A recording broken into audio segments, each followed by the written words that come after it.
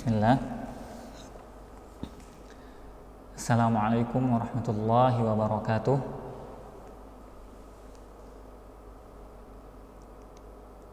Alhamdulillahi rabbil alamin, wassalatu wassalamu ala asyrafil anbiya'i wal mursalin, amma ba'd. Allahumma 'allimna bima yanfa'una wanfa'na bima 'allamtana wa zidna 'ilman ya rabbal alamin.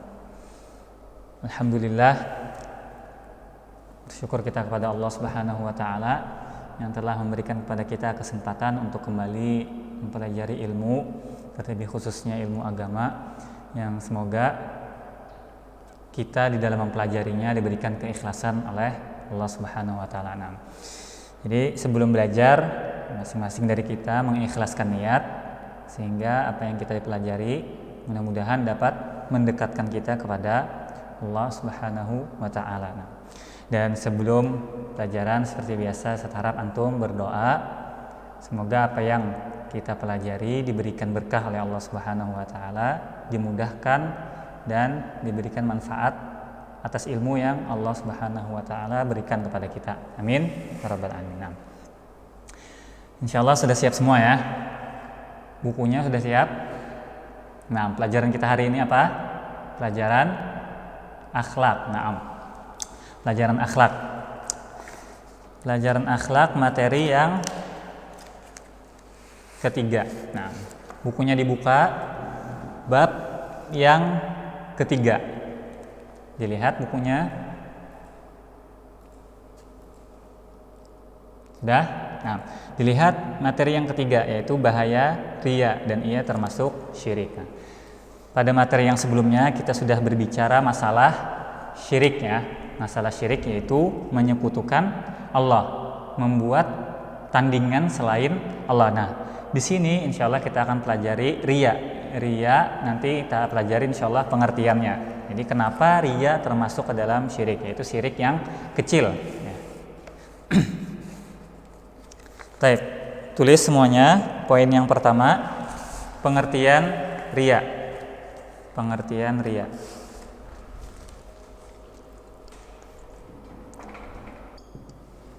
Pengertian riya.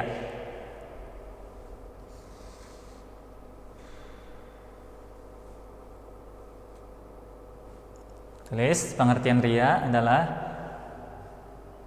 melakukan amal atau perbuatan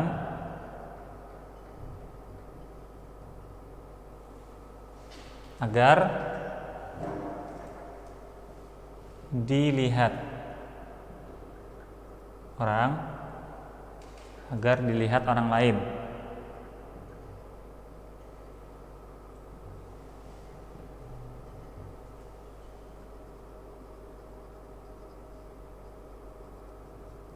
Kemudian memujinya. Nah, tulis semuanya di buku catatan. Nah, poin yang pertama yaitu pengertian riya. Riya, tulis melakukan amal atau perbuatan agar dilihat orang lain, kemudian memujinya. Jadi niat dia melakukan sebuah perbuatan adalah agar dipuji. Tulis pengertian dari riya. Atau secara ringkas,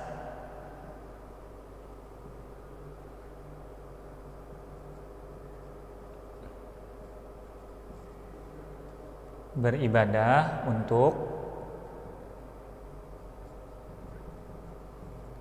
dilihat.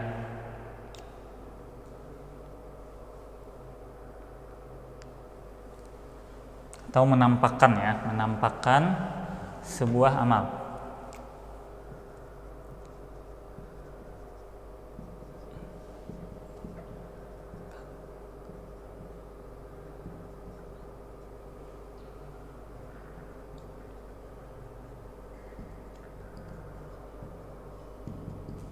Menampakkan amal perbuatan supaya dipuji.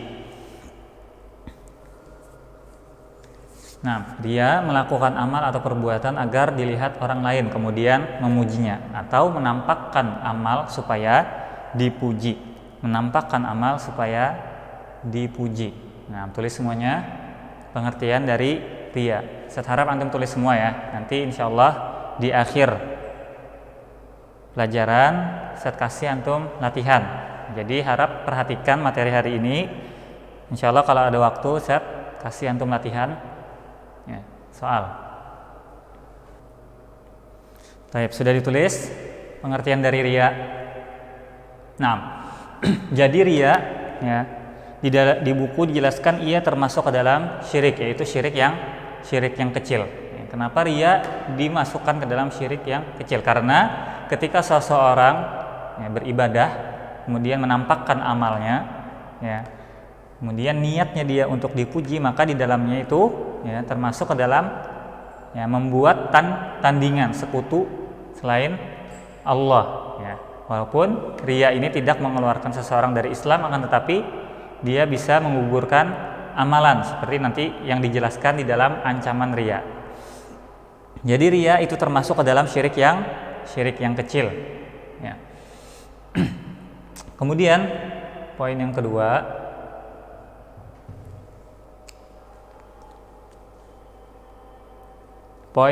yaitu ancaman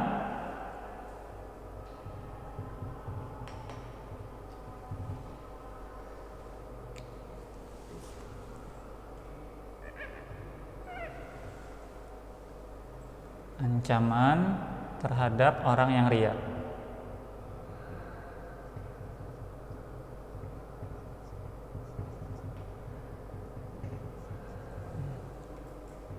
Apa saja bahaya dari riya ya? Ancamannya apa saja? Insya Allah kita lihat. Yang pertama tulis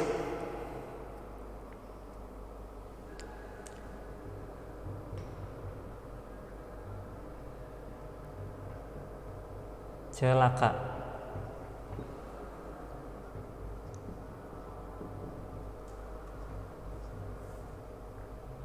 Dalil yang pertama yang ada di buku, diancam dengan celaka. Nah, dilihat bukunya semuanya halaman 11 tadi ya. Halaman 11. Allah Subhanahu wa taala berfirman, dilihat. Saya bacakan ayatnya, fawailul lil musallin. Garis bawahi fawailun. Fawailun garis bawahi fawailun, artinya celaka ya, kecelakaan bagi orang-orang yang lil musallin, yang sholat, yaitu apa? Yang sholatnya bagaimana? Alladzina hum an salatihim sahun, yang sholatnya itu lalai. Kemudian alladzina hum yuraun, garis bawahi alladzina hum yuraun. Nah, tadi sudah digaris bawahi ya, alladzina hum yuraun, yaitu mereka orang-orang yang riya ya, berbuat riya di dalam salatnya, maka celaka baginya. Wa yamna'unal ma'un, dan mereka orang-orang yang enggan menolong ya, dengan barang yang berguna. Nah, di sini yang garis bawahi tadi fawailun, celaka. Para ulama ada yang menjelaskan bahwasanya fawailun ini artiannya bisa celaka, bisa juga diancam dengan wail, neraka, wail, nama neraka. Nah, celaka bagi orang-orang yang sholat, fawailun lil musallin, celakalah bagi orang yang sholat, yang sholatnya bagaimana? Alladzina hum an sholatihim sahun, mereka orang-orang yang sholatnya itu lalai, dan alladzina hum yuraun. Nah, ini di sini ya dijelaskan bahwasanya orang yang riya, berbuat riya, dia diancam dengan kecelakaan, celaka ya. Baik. Tulis di samping ayatnya 1 ya, dalil 1. Nah, dalil 1 tentang ancaman terhadap orang yang riya. Kemudian yang kedua tulis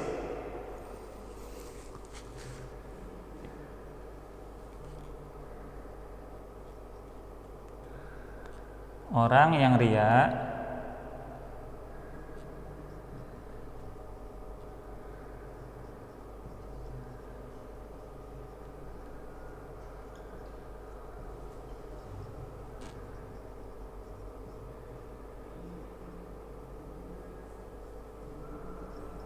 tidak mendapatkan apa-apa dari amalannya. Tahu?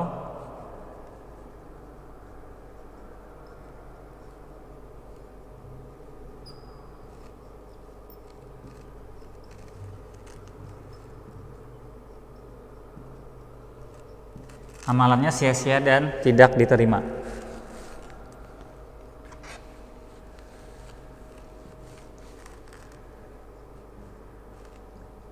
Dalil yang kedua.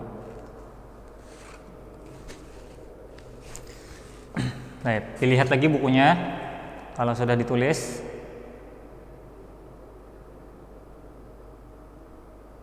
Orang yang riya tidak mendapatkan apa-apa dari amalannya atau amalannya sia-sia dan tidak diterima.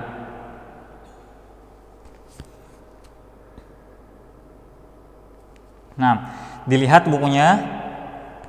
Ya, dalil yang kedua yaitu hadis bahwasanya Rasulullah Shallallahu Alaihi Wasallam bersabda, "Idza jama'allahu al-awwalina wal akhirina liyaumil qiyamah."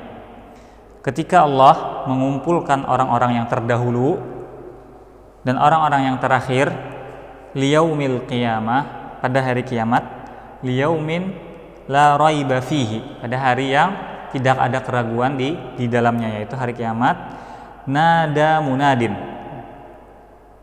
ada yang berseru, man kana asyraka fi amalihi, garis bawahi asyraka, man kana asyraka fi amalihi lillahi ahadan, barang siapa yang berbuat syirik atau menyekutukan Allah, membuat tandingan selain Allah, atau dia beribadah, ya, mempunyai tujuan lain selain beribadah kepada Allah, yaitu apa? Kalau riya tadi tujuannya agar dipuji orang lain, ya, tujuannya agar dilihat orang lain. Maka di sini dijelaskan falyatlub sawabahu min indihi. Nah, dijelaskan bahwasanya orang yang berbuat riya di dalam amalnya, tidak ikhlas di dalam amalnya, maka diperintahkan bagi orang tadi, hendaknya dia falyatlub, garis bawahi tadi ya, falyatlub sawabahu min indihi, maka hendaknya dia meminta pahala dari orang yang ingin dilihatnya, ya, maksudnya orang yang dia tuju supaya orang lain tadi melihat dia, ya, ketika seseorang itu berbuat riya kemudian dia ingin dilihat oleh orang lain, maka di dalam hadis dijelaskan hendaknya dia meminta pahala kepada orang yang ingin dia lihat tadi, maksudnya ingin dipuji orang tadi, ya, mintalah pahala darinya, maksudnya itu ya. Maksud dari hadis ini, ya, tentu saja orang tadi, ya, orang yang ingin dia melihat amal perbuatan orang yang melakukan amal ibadah tadi, tentu saja dia tidak akan pernah bisa memberikan pahala, ya. Dia tidak bisa memberikan pahala, sehingga amal yang dia lakukan itu sia-sia dan tidak ada pahala di dalamnya. Fa innallaha aghna syuraka'i 'ani syirki, sesungguhnya Allah tidak membutuhkan sekutu. Nah, jadi hadis ini menjelaskan ancaman yang kedua tadi, ya, ancaman yang kedua dari poin yang kedua. Poin yang kedua, ancaman terhadap orang yang riya. Yang kedua tadi, orang yang riya tidak mendapatkan apa-apa. Orang yang riya, ya, berbuat riya di dalam amalnya, ingin dilihat orang lain, tidak mendapatkan apa-apa. Nah, dari hadis tadi kita lihat bahwasanya dijelaskan bahwasanya nanti di hari kiamat orang-orang yang berbuat syirik atau menyekutukan Allah atau ada tujuan lain dari ibadahnya dia, yaitu ingin dilihat oleh orang lain, maka dijelaskan hendaknya dia meminta pahala kepada orang yang dia tuju tadi, ya, yang ingin orang lain tadi melihatnya, ya. Dan tentu saja orang ini tidak akan pernah bisa memberikan dia pahala atau manfaat. Maka maksud dari hadis ini adalah menjelaskan bahwasanya orang-orang, ya, yang memuji itu tidak akan pernah bisa memberikan manfaat, yaitu pujian orang lain itu tidak memberikan manfaat apapun di hari kiamat kelak. Jadi ketika seseorang mengharapkan pujian orang lain, maka seseorang harus mengingat, ya, bahwasanya pujian tadi tidak akan pernah bisa memberikan dia manfaat. Ya, maka di hadis ini ditegaskan bahwasanya orang yang melakukan riya di dalam amalnya itu tidak akan pernah mendapatkan pahala, karena orang yang dia ingin orang tadi melihat dia itu tidak akan pernah bisa memberikan manfaat. Nah, kemudian yang ketiga,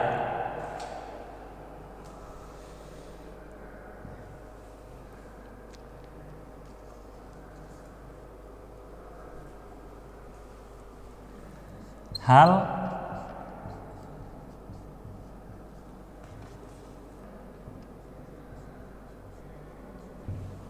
tulis hal yang paling Rasulullah takutkan lebih dari Dajjal adalah asyirku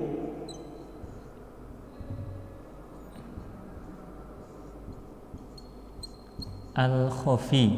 Tulis asyirku al-khafi atau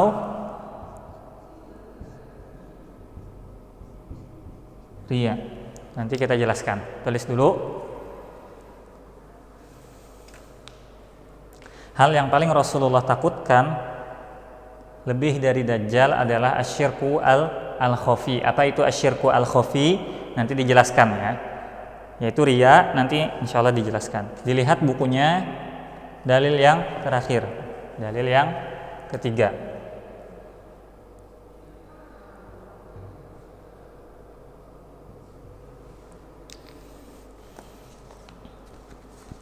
Nah, dilihat hadisnya yang terakhir ya. Jadi suatu ketika Rasulullah Shallallahu Alaihi Wasallam yang menghampiri para sahabat, dan ketika itu para sahabat sedang berbincang-bincang masalah Dajjal.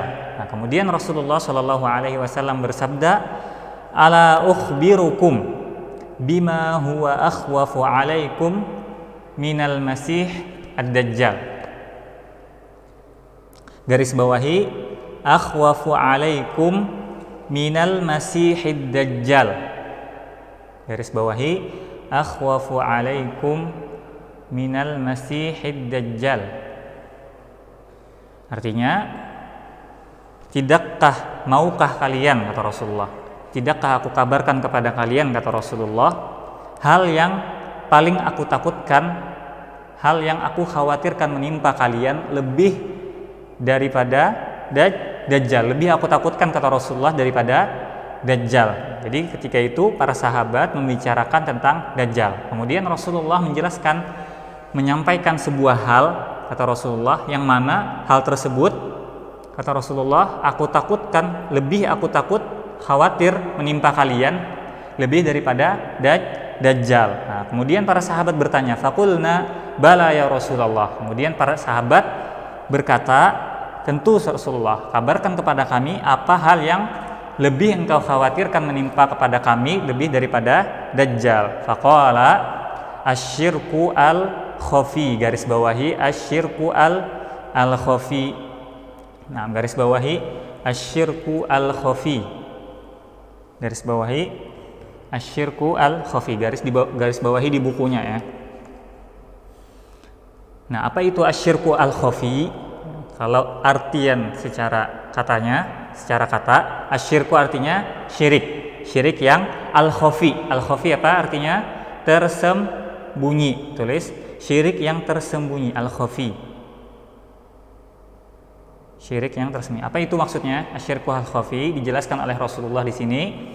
Dilihat bukunya ayyaqumar rajulu, yaitu ketika seseorang itu bangun, yusolli, dia salat, fayuzayyinu salatahu, kemudian dia perindah salatnya, lima yaro, ya, karena dia melihat ada orang yang melihatnya, min nazarir rajul ilaihi, ketika dia merasa ada orang lain yang melihatnya, maka dia memperindah salatnya. Ya, berarti ya dibaguskan olehnya salatnya, tujuannya supaya orang lain melihatnya. Nah, ini pengertian dari riya. Berarti nama lain dari riya adalah asyirku al-khafi. Asyirku al-khafi. Ya.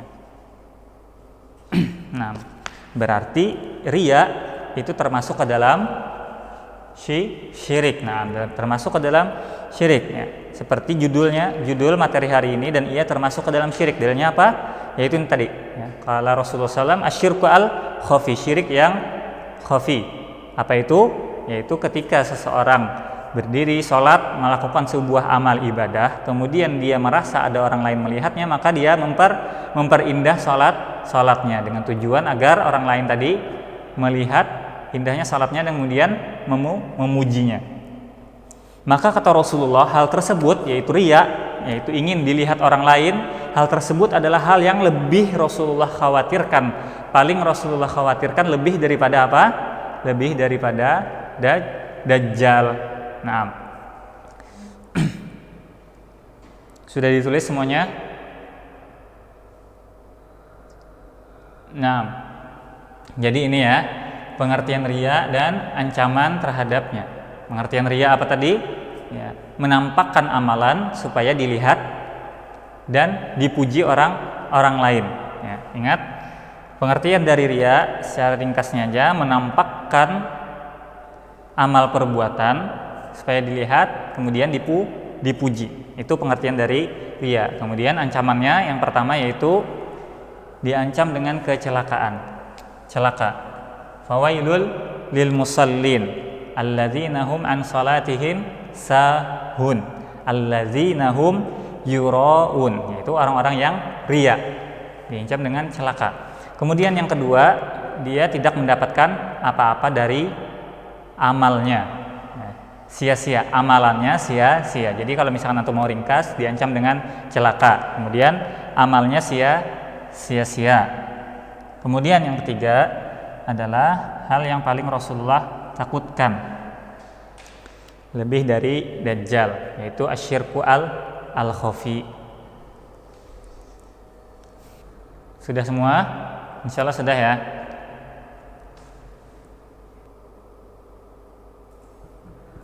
Nah, insya Allah sudah ya. Baik, kalau sudah, perhatikan semuanya sebelum saya tutup. Harap diperhatikan.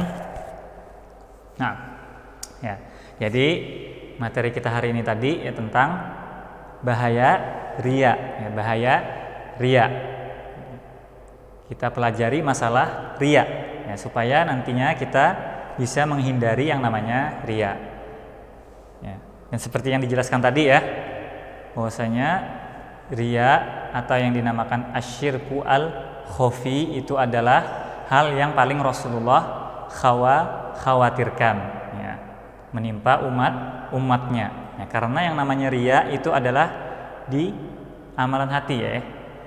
Jadi riya itu letaknya di hati ya. Ketika seseorang itu meniatkan ibadahnya supaya dilihat orang, maka itu dinamakan riya. Ya, makanya kemarin kita sudah pelajari tentang ikhlas ya. Ya, usahakan untuk tetap selalu ikhlas ya, sehingga terhindar dari yang namanya riya. Kalau ada bisikan syaitan yang menyuruh kita untuk berbuat riya, kemudian membisikkan ya, pastinya ada bisikan dari syaitan ya, yang membisikkan kepada kita supaya apa? Kita ingin dilihat orang lain. Misalkan syaitan ya membisikkan kepada kita ketika mengerjakan sebuah amalan, ada yang melihat, atau membisikkan kepada kita perindah apa yang dilakukan supaya dilihat orang lain. Maka ketika kita tahu bahwasanya hal tersebut adalah riya, maka kita bisa menghindarinya. Nah, sampai di sini ya materi hari ini.